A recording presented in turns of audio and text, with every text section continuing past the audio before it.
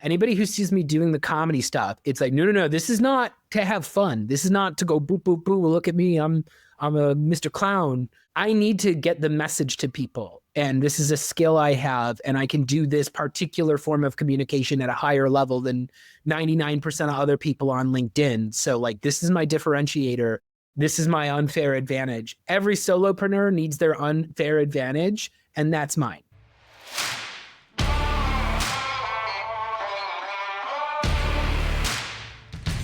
This is 1000 Routes. Every episode, a solopreneur shares how they're building, what they're building. We'll hear all about how they've made the bet on themselves, the uncommon route that they're taking to build a business that serves their life, and the reality of building a business of one. I'm your host, Nick Bennett. Before we get started, I'm excited to share a new program that I've been working on called Full Stack Solopreneur, in partnership with my friend and legendary entrepreneur, Erica Schneider. Now, unlike other programs, Full Stack Solopreneur is a hybrid digital program for independent professionals who are too far along for another course to be really all that helpful, but not far enough to invest in a private coaching or consulting service. In here, you'll gain access to both the full curriculum and monthly group coaching clinics to teach you how to create a legendary niche offer, how to build a content engine, and how to sell like a human. You can learn more at fullstacksolo.com. That's fullstacksolo.com. Hey, I'm Chris Bogue, and I coach people how to get on video. Sometimes that's for sales, sometimes that's for video content on LinkedIn or YouTube, but usually it's short. So I help people get out there as the best version of themselves in a minute or two. This is a fantastic place to start because I don't think enough people leverage video or get how much, like how powerful video can actually be. And I'm curious for you, how did you get your start in video? I got my start in video because it was a total accident. I was doing sales when COVID happened. I was selling to universities, and the three best ways to reach people who work at a university are call their office, visit them on campus, or meet them at an educational conference. So all three of my best ways of reaching my prospects suddenly disappeared. The world turned upside down, and I still had to hit my quota.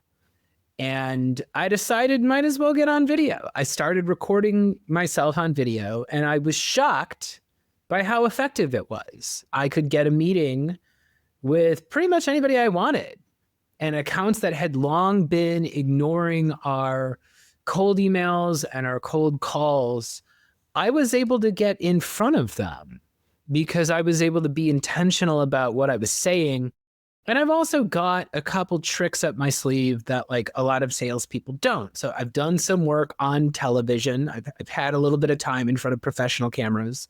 I've got a lot of friends who have built successful content empires on TikTok and YouTube. And since then, in the 4 years I've been running my own businesses, I've been practicing a lot. But at the time, it was just something that nobody was really doing. We're recording this, in the beginning of 2025. Nobody still uses video for sales. And it's kind of crazy because it's such a humanizing thing. You get all these storytelling tools that aren't normally available to you in a phone call or a DM or an email or anything. So yeah, I was kind of in this weird right moment, right time kind of place. And I was like, I'm just gonna do this full time. I'm just gonna teach people how to do this because I don't really see a lot of good materials for how to do that. So started my own business, started coaching clients. I made a course. Fast forward a couple of years, more people are doing it. There are more people out there talking about this. There are more courses out there about how to do this. I've taken some of them and I still haven't found anybody who goes like as deep into it as I do. And I'm kind of shocked that there isn't that. I still kind of think that we have this generation of young people that are entering the workforce now that grew up on YouTube. Video is how they communicate with each other, but we haven't studied it for sales the way we've studied phone calls and emails and giving a sales presentation. So I figured I might as well do it myself. And it's kind of how I got here. It's like, well, somebody's got to do it, so it might as well be me. Yeah, I was like, and that's great too, because I didn't really have much going for me in terms of like, I was not a mega celebrity. I've got somewhat of a following on LinkedIn now. I didn't have that when I started out, but I knew I could be entertaining. I knew I could go out there and tell my story more effectively, in part because I've had a lot of experience on stage. So I had this secret life as a sketch comedian and improviser. I wrote and directed sketch shows. I performed in sketch shows. I've done improv workshops for corporations and organizations for, almost 20 years now. I had a lot of experience connecting with audiences and also teaching other people how to connect with audiences. And yeah, I looked at what was happening on LinkedIn and I'm like, oh, these people aren't even looking at the camera correctly. The camera's here and they're looking off to the side. Why is everyone so bad at this?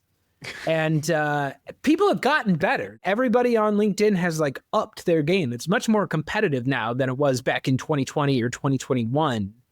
But I don't think I ever would have started my own business unless I found myself in this rare opportunity where I was like, I have a skill. It is suddenly in demand, but other people aren't teaching it. For the first time in my life, I'm like ahead of the curve where I see this video thing is coming. I see video is coming to B2B and LinkedIn, but I'm just a little bit ahead of the trend. And at the time, it was very safe for me to leave my sales job. I don't like telling people they should quit their job and go be a solopreneur. But for me, it was like I smashed my quota doing this video thing. And I was like, okay, well, right now, salespeople are making tons of money. People were getting these ridiculous sign-on bonuses. People were getting paid huge amounts of money. So I'm like, I can do sales. I have this specialized skill that's going to be useful anywhere. Why don't I just do the solopreneur thing? And then if it completely fails, I could just get probably a better paying sales job. So again, this comes to that like right place, right time moment where like, if it was a year later, wouldn't have worked out. But the time being what it was, I was just in a good spot to take a chance. So I did.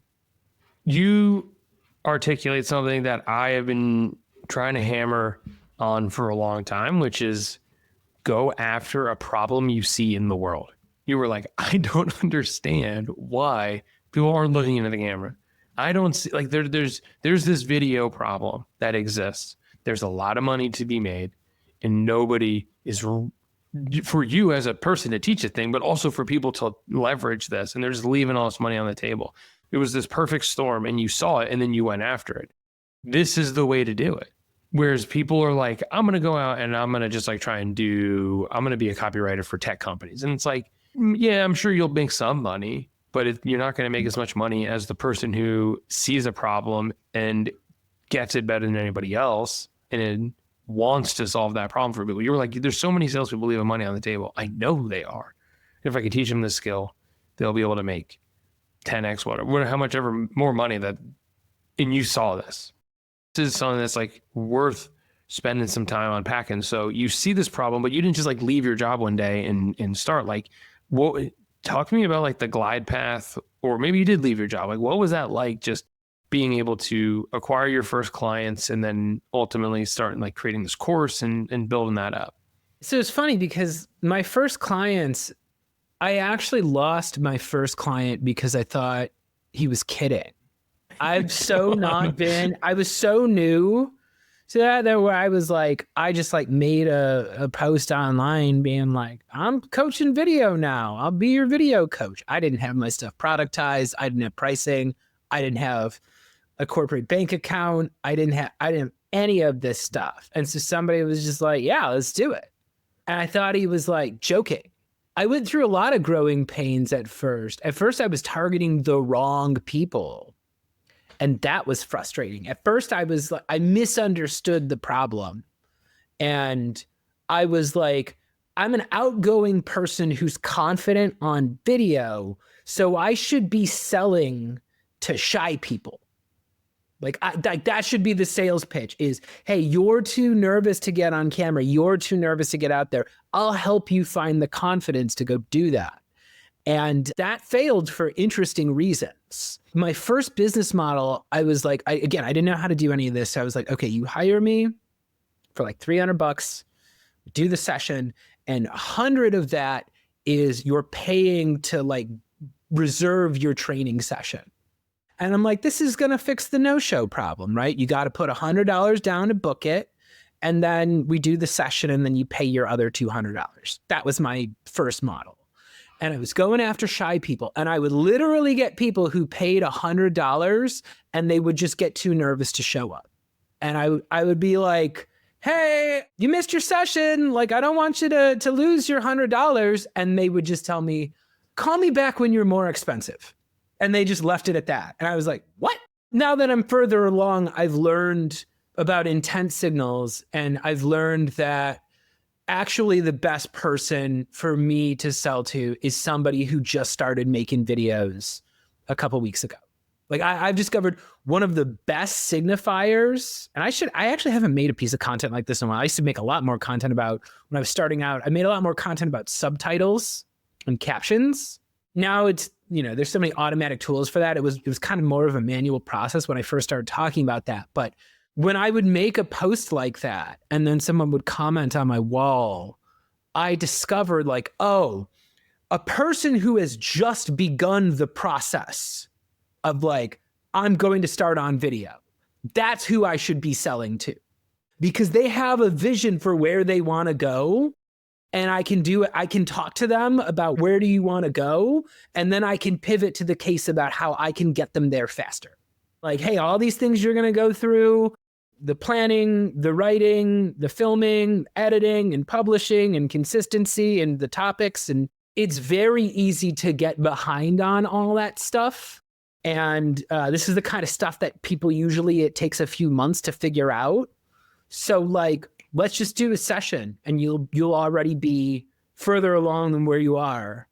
And yeah, a lot of the companies that hire me, again, are not people who like, oh, my team is so quiet and shy, they don't know what to do. It's like, they just bought the video platform. The guy just talked them into it. They bought licenses for all their team. Now they're in and they're like, oh shit, what do we do with this? That's who I need to be selling to. But again, you don't know this stuff when you start. Yeah, at first you're just like, oh God, who's somebody who doesn't want to be doing this? I'll teach them to want to do it. And it's like, it's a little bit different than that. Where now it's more like somebody who would be good for me is like somebody who bought their fancy office setup. They bought the camera and the boom mic and the background and all of this. And now they don't know what to do with it. It sounds like a lot of this was based on YouTube. Like you were saying, like subtitles and subheaders and things like that. Was this like a YouTube or like a business, like a landing page video? Or was it always like a one-to-one sales? Like, were you always teaching it under a sales context? Like, I think navigating that is really interesting in terms of the niche and how you deliver what you deliver and who you go after. So it started as just a sales thing. It wasn't until about probably like a year and a half, 2 years in, people started looking at my LinkedIn content. And I was like, oh, I'll teach you to do sales video prospecting. And they're like, no. Whatever it is you're doing on LinkedIn, that's what I want you to teach me. Don't teach me the direct sales prospecting. How did you get 200 people to click the like button on that? Why did you have a live event that 500 people showed up to? How are you doing these events with all these big LinkedIn personalities? Like, teach me how to do that. And then, so that's when I started teaching more like content marketing. But originally it was all a sales thing. And actually, you don't think about subtitles when you think about sending a video to someone, but you should, because anybody who reads your message, if you send any sort of communication to anybody or put any sort of content of any kind out into the world, assume it's being viewed on mobile. Assume it's somebody who's taking it out of their pocket and they're looking at it on their cell phone. And they're watching it on mute, which is what we all did. They're watching it on mute. Exactly. So I always say, does it pass the Uber test? Say you send this video to somebody who's in an Uber on the way to the airport. I say 2 videos show up. You send it to an executive. One has beautiful subtitles burned into the video so you can watch it on mute. The other one, you have to take out your AirPods and put them into it so you can listen to in the back of the Uber. Guess which one is going to get watched? The one that you can mindlessly just hit the button on. You know, The Uber test is like, it's the second you said it, I knew exactly where you were going, which is also just great languaging. Like I knew exactly what you were going to describe. it sounds like such a simple thing, but, and I came from, again, I was selling to universities. So we had a lot of rules about compliance with the Americans with Disabilities Act. So I actually had to know a little bit about accessibility. And this is actually an interesting thing for solopreneurs to think about, because you go and you look at TikTok and you see all these attention grabbing subtitles where it looks like karaoke, where they're blinking and things are showing up and looking in crazy colors. And if you notice, that's not how subtitles look on Netflix. And that's not how subtitles look on HBO and Disney Plus and Xbox and all these channels that are known for outstanding captions. HBO and Netflix are using white text on a dark gray background because that's the most readable. That is the easiest to read. So if you are going for flashy attention grabbing, I absolutely have to like hit my audience in the face with this because I want them to watch the video for 3 seconds and scroll on in the newsfeed. Then yeah, throw in a bunch of crazy animations on your subtitles. If you're just trying to get someone to read your message, simple white text on a dark gray or dark black background is the easiest thing for people to read, which is why that's how Netflix does it. So again, you think about this, you think about the videos. Most salespeople aren't sending videos. Most solopreneurs, nobody's using video in there. And then they do, and no subtitles on the screen, even though it's on mobile, even though studies show more than 50% of people actually prefer subtitles when they watch things now. Again, that was one of those moments where I'm like, why isn't anyone doing this? Why am I seeing these companies and their TikToks and their YouTube videos all have subtitles, but their enterprise sales team is trying to close a multi-million-dollar deal and he's sending a video to a CEO? Why does that not have subtitles? What sense does that make? And if I'm the only one with subtitles, I can probably stand out, right? It's the little things, right? I was just a quick scroll through your LinkedIn feed shows you drink your own whiskey too, which I appreciate because like you're not using flashy subtitles. Maybe every once in a while, but most of them is white letters on a light gray, dark gray background. Like just really specific. So, okay. So you go out on your own, you acquire your first client, seems like through publishing to LinkedIn. You said you were charging $300 a session. Talk me through like the trajectory of that and then getting into the course. I often tell people like, don't build a course because courses require a lot of traffic. And most people don't have enough traffic to make it worth it. Like I had one person tell me, they're like, yeah, I built a course 3 years ago and I've made approximately $57 on that thing. Because we're all largely in the relationship business, selling services. So I'm curious kind of like how you navigated that and then in how you decided to introduce a course into like from the services lineup that you had. Yeah. So I only made a course because people kept asking me for one. Well, that's a good signal. I was doing these one-on-one sessions and I would ask for feedback afterwards. And I had multiple people say, look, this is dense. You know, we're covering a lot of material in a very short amount of time. Have you ever thought of making this like a self-directed course? Because I just feel like it's a lot. It's the on-camera performance, it's editing, it's outbound, it's like email copywriting and LinkedIn. Like there's so much here. Again, I come from education. And I have a lot of thoughts on what is happening to the world of education, in part because I spent a few years talking to the professors directly and the administrators. And I'm just like, education is not keeping up with the pace of the world. You know, these kids, they don't have them paying attention. Like these lectures aren't being designed in the way that people actually learn anymore. And I also wanted like a cheaper offering. I was doing monthly packages. So after a while, I would be doing like a 3-month package for a few $1,000s or something like that. And the course was like a way I could get people in who weren't ready for like a one-on-one commitment yet. Are you familiar with Justin Welsh at all, Nick? Yeah, definitely. So have you taken his course? Yeah, both of them. Yeah. So I took Justin Welsh's course, The Operating System, And, he made over $1 million on that. And that at least gave me a framework of like, okay, this is a successful course. How long are the modules and how many modules are there? And how often is he stopping? How often is he giving you assignments? And it gave me something to work off of. And again, I think video is a complicated thing. I say the reason why it's the least used form of outreach is it's the most complicated. You don't have to just think about your words. It's your words. It's your on-camera performance. It's the subtitles on the screen. It's your thumbnail. It's the subject line on the video. It's the image that they see when you pop up. Like there's so many things going on there that it made sense to do a course. It made sense to be like, okay, assume you're only going to take module 1. At the very least, you're going to look good by the end of it. Because statistically, they say most people only finish module number 1 and they don't finish the entire course. So how I made the course is like, it's kind of out of order. Honestly, if I was doing it completely logically, I wouldn't start with on-camera performance as the first thing you learn. But I was like, if somebody's going to buy the course and only learn one thing, I want them to actually look good and be well framed and focus on like the conversational speech and stuff like that. So yeah, I did the course. And again, the course, it's one of those things where like, it's not passive income. It's something you have to be selling all the time.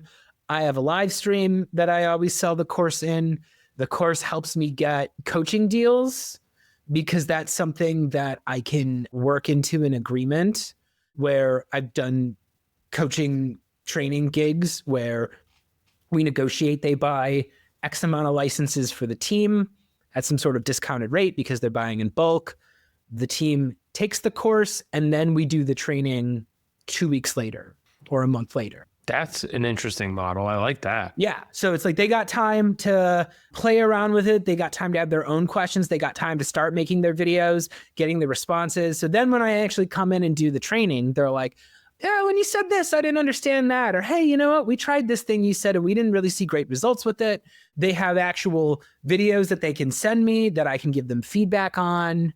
And, again, that's one of those things like to me, it was useful because now it's like, oh, this is a thing I can offer of value to companies that doesn't require extra labor on my part. Throwing an extra 10 to 20 licenses into an agreement, that could be potentially a couple of $1,000 extra for me.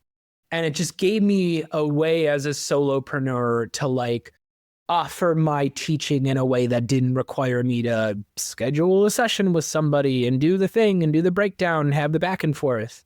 It is nice to just have something where they can just swipe a credit card and then it just goes to your Stripe account. I haven't heard of people doing this, using the course as like a B2B, as part of your B2B sale versus like courses are generally considered like the B2C. It's like the individual is buying it. Maybe they're using a corporate card, but it's not part of the bigger service offering. And I love that you're using it as leverage because I haven't heard of people really doing that, especially when a lot of us are in the strategy, consulting, training, coaching kind of business. Using a course for that, even if you don't make a ton of cash and passively from it, it adds a ton of leverage for the service. And just because you're a solopreneur doesn't mean you're not partnering with other people and teaming up with other people. And I have a great relationship with SendSpark. I'm an advisor for SendSpark. It's one of those things where I'm like, look, help me out here. I want to be sending people to you. I want to get people to buy, if we do this right, we're both going to get more clients off of this, so SendSpark is the official partner of the course. I got to use some of their branding in there. They recommend it to their clients. And, that's a built-in pool of people that I can sell to. Again, who's the most likely person to buy my services? Somebody who recently started making videos. So say you're a VP of sales for a small team who just started with SendSpark, who's been, checking out my content. It's like, yeah, sometimes they buy it for themselves. Sometimes the sales leader buys it and they learn and then they apply it. Or again, sometimes we do a package where like you buy a certain number of them, or like there's different ways. It's a different offering you can add in there. But it also is kind of an advertisement for me where I'm like, look, I'm not just some schmuck doing this. I'm like an approved trainer, and like the literally the company you just paid for this contract to have your team using this tool. They're saying this guy knows how to do this at a high level. So it's buy-in with different groups of people. And I also have a lot of comedy that's associated with my brand. We haven't even really tapped into the comedy yet, but I've got a lot of funny characters that my audience likes, and they helped me sell the course. I have funny infomercials that I run that are absolutely insane, but they point you back to the course and they get you buying the course. And there's actually comedy sketches in the course, in part because that's part of my brand. I know that people like the comedy, and I explained earlier that there's a risk when you make a course that people are only going to do module 1 and they're going to stop. So every module ends with a comedy sketch. That's like, no, you can't stop taking the course now. You have to do the next module. Otherwise, you're going to have serious problems. Just to see the comedy sketch through, like Yes. that would...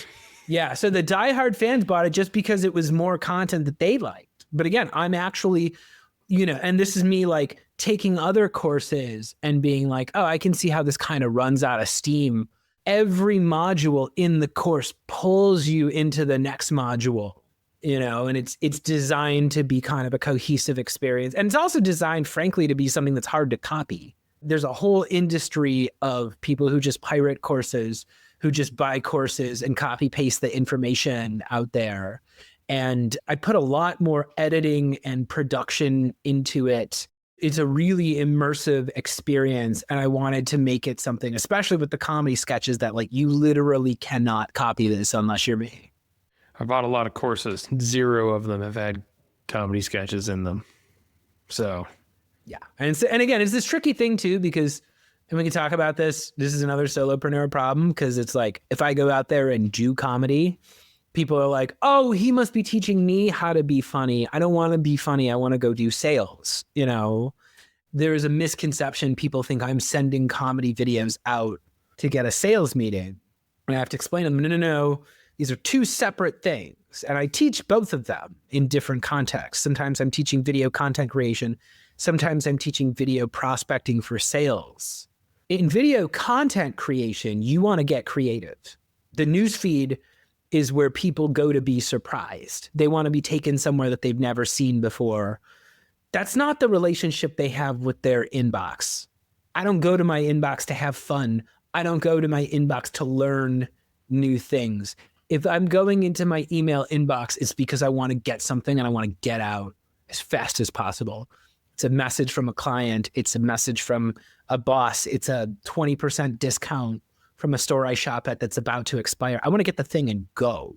yeah, the inbox is the worst place on the internet, I think. Yeah, that's why I teach with the video prospecting. Hey, this is a 45-second video about them. It's about the other person. Maybe you're the only person on screen. That doesn't matter. You're the supporting character, and the camera is the main character. And you're going to keep your eyes focused on the lens the whole time, because this is about them. This is a video about their values and their goals and what they want. And that's what sales is. Like, you want someone who's talking to you straight because they understand you, and there's something about your goals and values that they are relevant to. So I don't send a whole bunch of crazy comedy, but I will do crazy comedy on LinkedIn. That's fine, because that place is, pretty dry. Yeah, LinkedIn's a circus, and there's not enough. Like, for some reason, the LinkedIn video content is like about 10 years behind every other video feed. And some of the stuff from other feeds are making it into LinkedIn, but it's just the copy paste of it. Like, they just, oh, here's another feed for me to like peanut butter, like smear this marketing here now. And it's not the relevant. So I think that's definitely a problem that needs to be solved. And there's a lot of people out there looking at that. But most of the stuff there is just very uninteresting. Like, when you're on Instagram, it's like every video is just, the competition is so high for attention there, because every single video on that feed is going to be like professionally produced at this point.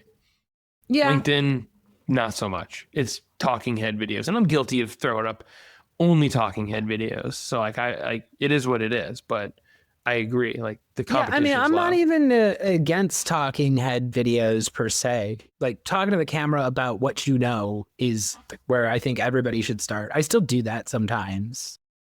but a little bit of magic fun, goes a long along. way. Yeah, And for again, sure. it's this idea of like visual storytelling. I didn't really realize it till I got fully into the video content game about just how many more tools you have at your disposal once you've got a little bit of editing skills. Sounds like you've gone through several kind of iterations of the way that you package and deliver what you do.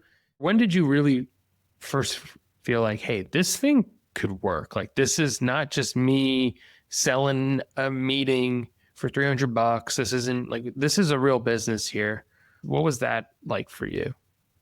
I don't know. I don't know if I ever felt like that yet. But it always still, I mean, even when it's going well, there's other, like you land a big contract. Now you got to deliver on that contract.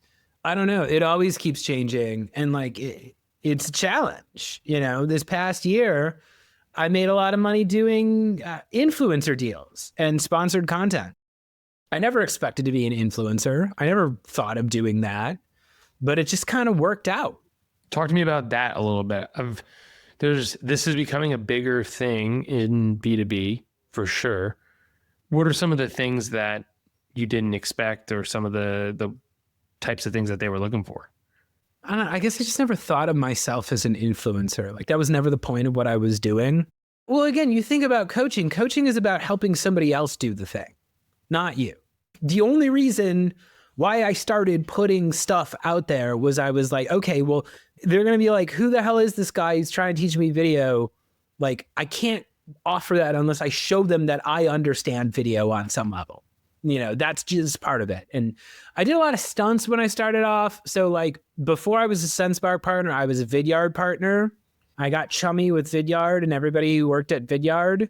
And I asked their head of marketing, how many is the most Vidyard videos one person has ever made in a day? He's just like, I don't know. I'm like, all right, well, I'm going to try to make 100. And if it works, I'm going to declare myself the world champion.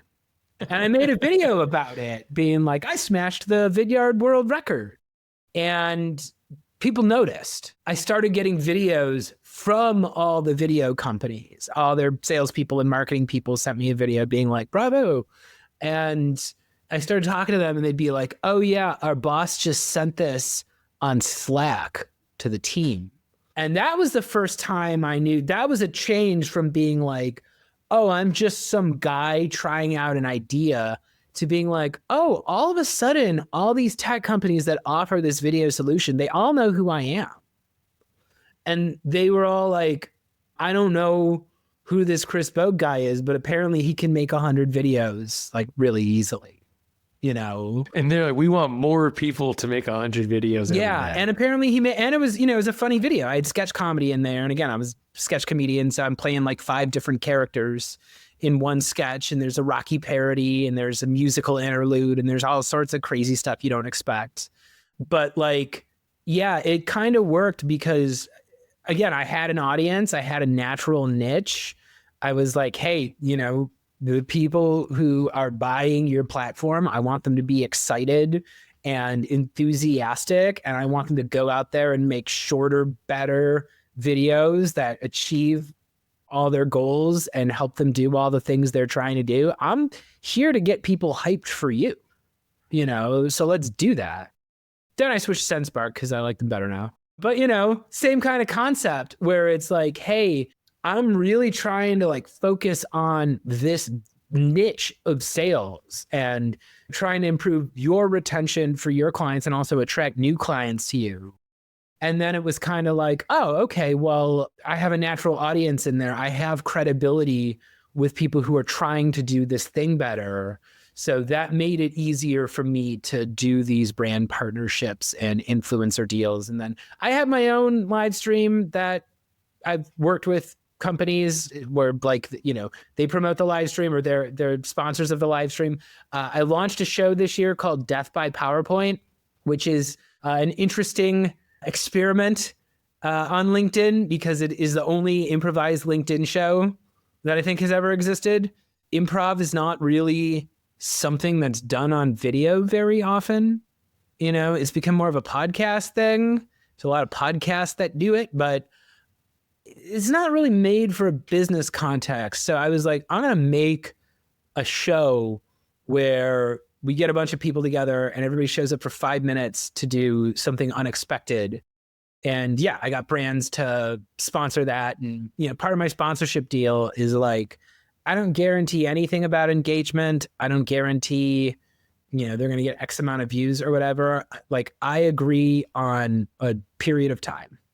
And I'm like, hey, you're in for 3 months, or you're in for 6 months, or you're in for 12 months. And here's what you get every month.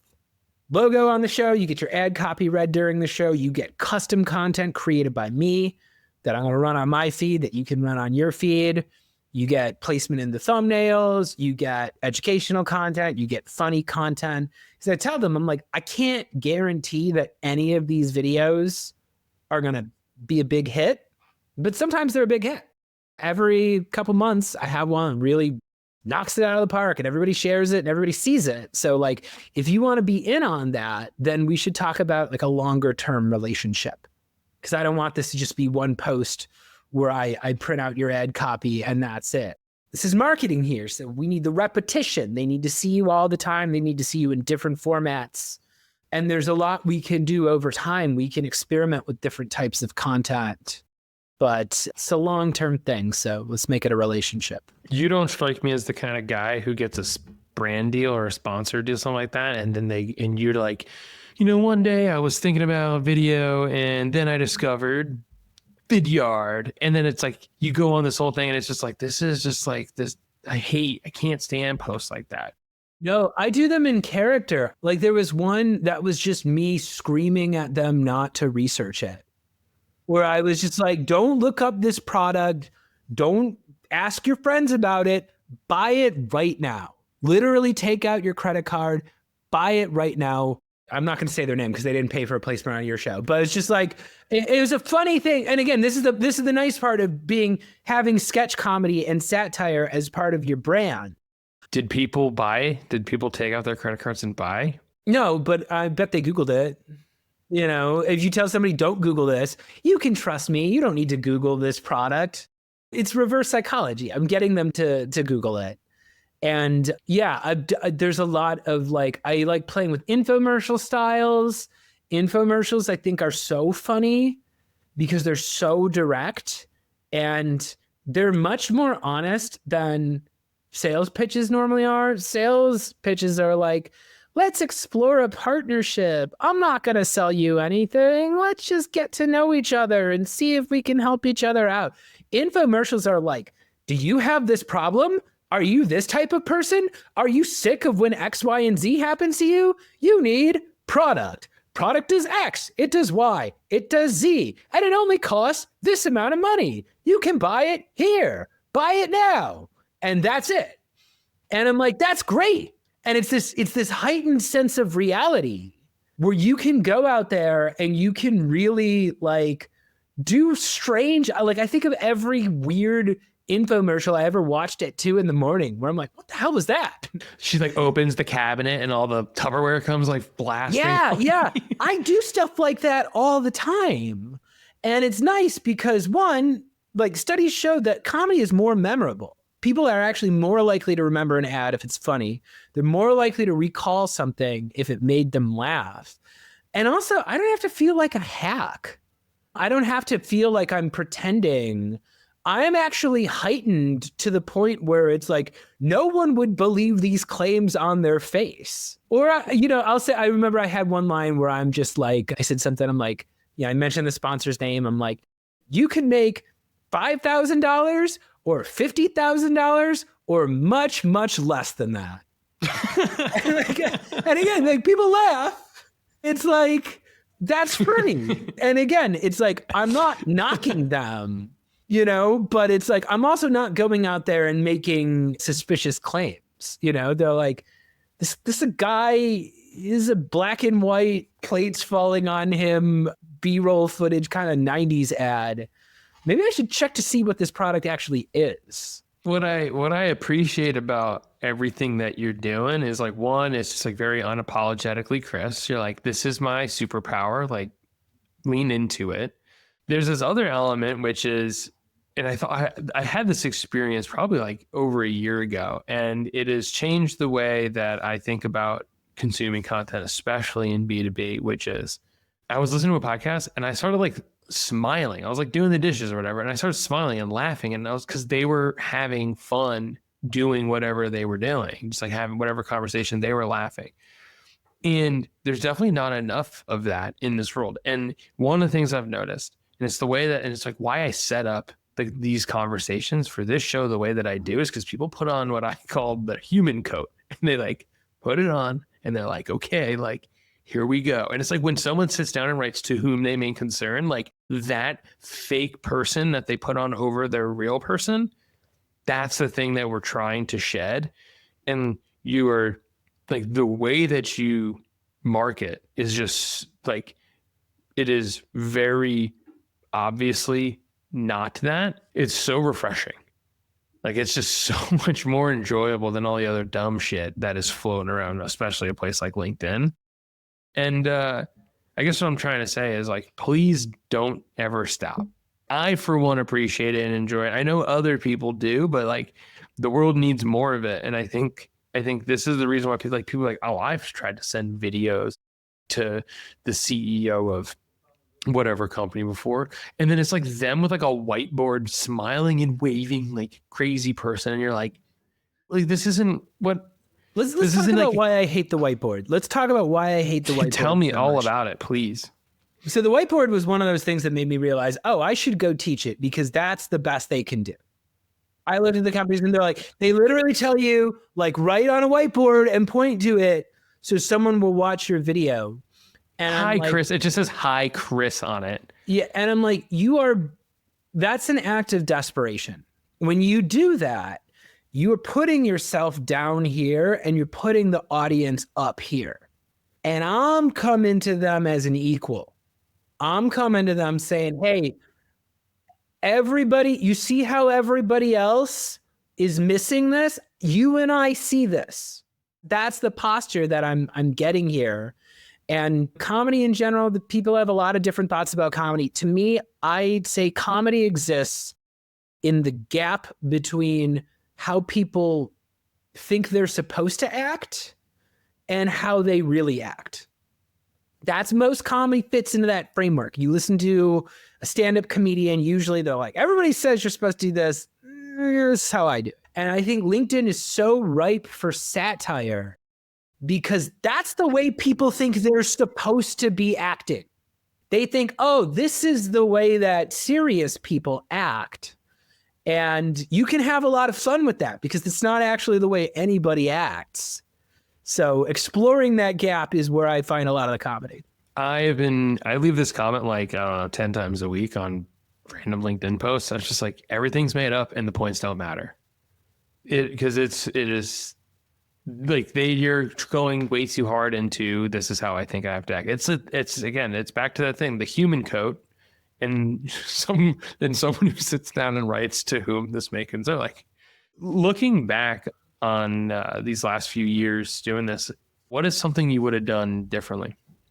I guess I would have had more support early on with people who were at my level doing it. I got some great advice from some people who were older than me who had started businesses and exited businesses, but they were a little bit further along. I was not kind of prepared for how rough and tumble it would really be. So find people who've done it successfully, but also find people who have a similar lifestyle to you. You know, so like if you've got kids, you should probably be talking to other people who have kids.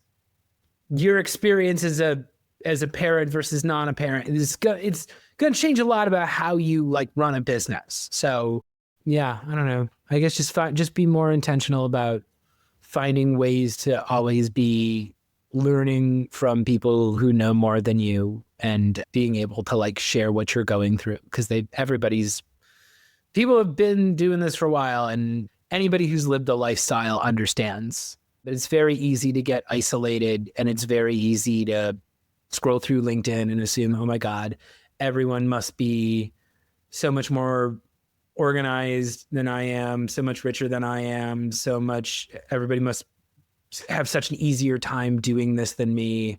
Like everybody is just showing the good parts on LinkedIn, and you really need to find people you can trust who you can talk openly about the bad stuff, because your non-entrepreneur friends are not going to understand. If you talk about when things are good, you just sound like you're bragging. And when you talk about when things are bad, they're just like, oh my God, I can't handle this, you know? So it can be a really isolating lifestyle where all of a sudden, all the things that are important to you, you can't relate to your friends and family about. And that can do really terrible things for your mind. So make sure you have those, if not for your own sake, then for your family's sake too, because your wife might love you, but she's just not into the business thing. No one can feel the same way about our business that we do if they're not the ones in the driver's seat. But you know, somebody else who's in the driver's seat, they know what it's like. You touched on something super important here, which is everyone is winning in public. And that was the main reason why I wanted to start this show in the first place, which was like, how do you explore the realities of doing this work? And yeah, there's a lot of good that comes with it, but there's a lot of shit under the surface that people don't see. Like they see you on LinkedIn, they're like, look at this guy, he's hilarious, he's making all these crazy videos, he's selling this course, he's got all this stuff, and you're like, yeah, I had to like try like 50 different ways to figure that out. I wasn't funny at first. I wasn't funny. I thought I was done doing comedy. I had not done comedy in 3 years. I only got funnier because I had to. Like the comedy made its way in and it started working, and then I ran into trouble, and all of a sudden I was out of money. And I was like, oh my God, this is scary. And I looked at the data and I'm like, I can't deny that these funny videos help a lot. That's why I worked the comedy into the course. That's why I worked the comedy into the brand. That's how I got a lot of the brand deals. But I had to figure out what I was made of. And you don't really do that until you're up against the wall. But it's like, yeah, anybody who sees me doing the comedy stuff, it's like, no, this is not to have fun. This is not to go boop, boop, boop, look at me, I'm a Mr. Clown. You know, I need to get the message to people. And this is a skill I have, and I can do this particular form of communication at a higher level than 99% of other people on LinkedIn. So like, this is my differentiator. This is my unfair advantage. Every solopreneur, I didn't come up with this term, somebody else did. Every solopreneur needs their unfair advantage, and that's mine. I can do the comedy thing. I can write comedy. You can put me on an open mic in a strange city in front of people. I can make it work. I've been doing this for a long time. So yeah, I can totally go out there and write a 5-person satirical sketch where I play all the characters, and it sells my wares. And also it's got a little bit of insightful social comedy, you know, weaved into it about the state of LinkedIn and the condition of a working person in 2025. I don't tell other people to go do comedy unless it's something that's natural to them. Everybody has their own thing, but you're going to have to discover what that is, and you're going to have to lean into it. And sometimes the floor falls out from underneath you, and you've actually got to like do that 10 times at 10 times a higher level than you ever thought you were capable of doing that. And somehow that creates the energy to like lift you off the floor, and now you're flying and you're off. But it took a lot of failure, and it took a lot of research and asking my audience and trying to figure out like what is it that you guys are actually getting out of this. Well, I called it out earlier. It's just you get your superpower. Like you have ID'd it and you're using it. So actually, you know what? I just, as you said that, I actually think it's a different superpower that I leaned into this. I have the ability to make people feel comfortable around me. It's not that I can go out there and be fun. That's a flex. I think more than anything, I am teaching people to do a really personal thing, and being able to make people feel safe, being able to make people feel like they can go out there and take a risk, and that like, I'm not going to mock them, and I'm not going to make fun of them, and I'm not going to make them feel stupid for it. That is actually probably the superpower that helps me the most, and takes empathy to do comedy. You have to be able to like think of situations that are different from you, but that still have some sort of beating heart underneath. And yeah, when I'm doing my job the best I can do it, people feel understood and accepted and seen when I'm doing it the best. I usually fuck it up, but you know. Yeah, I feel that. You could tell this work is meaningful to you. So let's end here, man. What do you want to build that you haven't built yet? What does the future of the business look like? I originally thought I wanted to expand this.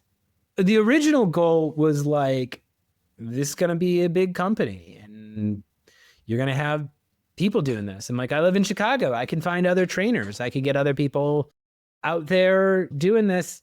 Now, after a couple of years with all the advances in AI, I've gone through periods of time where I had someone part-time working with me or another staff member. And like, yeah, right now it makes more sense as a solo act still, you know? So I don't want to get too grand about where I think it's going to go in the future. But yeah, I don't know. I don't want to announce too much of the stuff that I have in the pipeline because I want to make sure it actually like comes out right. So I just want to be happier and wealthier, and maybe I'll get back into playing an actual saxophone someday. That would be nice. Perfect. Maybe we'll get back to playing a saxophone someday. Hey, that's the future. Who cares what it looks like? That's what the future is. We're all playing saxophones. Thanks for coming on, man. This was a lot of fun. I really appreciate you sharing your story with me. I know other people feel seen because of it. So thanks, man. Thanks. Can I plug my shit? Dude, I thought we've been plugging your shit the whole time. You can plug anything you want. Well, yeah. If anybody wants to buy the complete guide to selling on video, go to chrisbogue.io. So 2.5 hour in-depth course, teach you through everything. On-camera performance, script building, how to find prospects on LinkedIn, filming, editing, outbound in LinkedIn, outbound in Gmail, follow-up strategies, and original comedy. So check it out. You can get it for $149 at chrisbogue.io, or you can just go and follow me on LinkedIn and be sure to ring the bell because that's how you make sure that you never miss an update. So just look for Chris Bogue on LinkedIn. You'll find me. I appreciate the bell. The bell really sold it. I bought a bell when I started the business, and it just sits on my desk, but every once in a while I can go. It really added some emphasis to that. All right, man, I appreciate it. I will most certainly, you will be back soon. I have no doubt. Thanks a lot, man. Have a good one.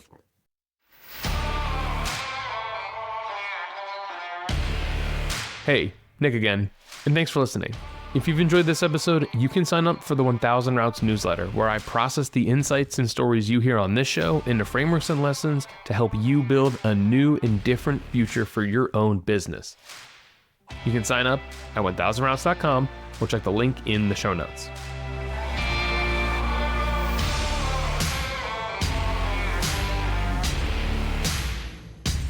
If you were to board a rocket ship to Mars tomorrow, what would be your last meal on Earth today? I guess I would just eat like a pizza. I'm really kind of lame, but I really like pizza. And if it's not going to be there on Mars, like, better load up now.